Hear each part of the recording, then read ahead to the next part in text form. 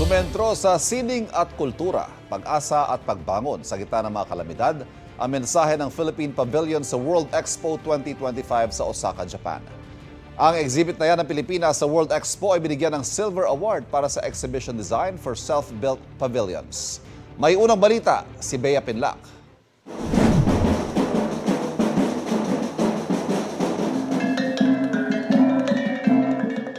Mga makukulay na awitin at sayaw, malikhaing mga produkto, tatak Pinoy na sining, at kakaibang teknolohiya para ibida ang ganda ng Pilipinas. Ilan lang yan sa naipakita sa Philippine Pavilion sa World Expo 2025 sa mahigit 1 milyong taong bumisita mula nang buksan ito sa publiko noong Abril.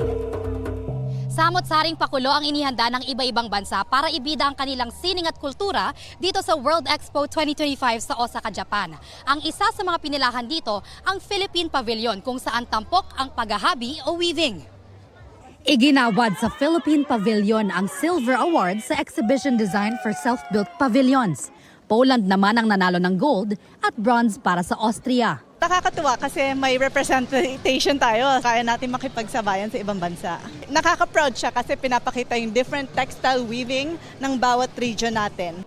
At para sa full Pinoy experience, challenge din natin ang ilang bumisita sa pavilion kung pamilyar sila sa ilang Filipino words. Mahal kita.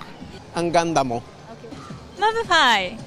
Ang ibang bumisita sa Philippine Pavilion, nagpaplano na raw magbakasyon sa Pilipinas. We've been to Philippines last May for our family trip, but it's not enough.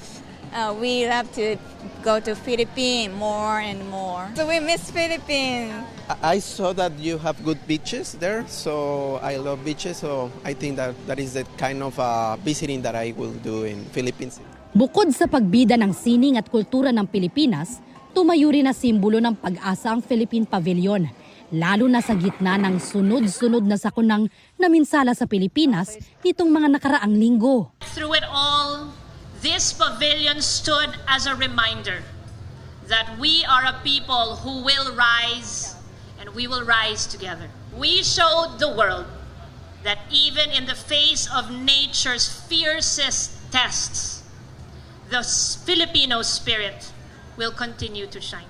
More opportunities certainly for our economy because yung marami pong mga Japanese businesses that are very interested in the Philippines now, and they show their interest by really being there.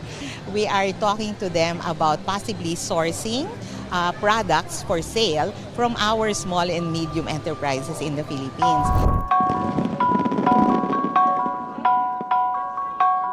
Sa pagsasara ng Philippine Pavilion sa Osaka, Japan, may iniwan itong pangako na muli itong mabibigyang buhay sa ASEAN Tourism Forum Travel Exchange sa Pilipinas. Ito ang unang balita. Bea Pinlac para sa GMA Integrated News. Igan, mauna ka sa mga balita, mag-subscribe na sa GMA Integrated News sa YouTube para sa iba't ibang ulat sa ating bansa.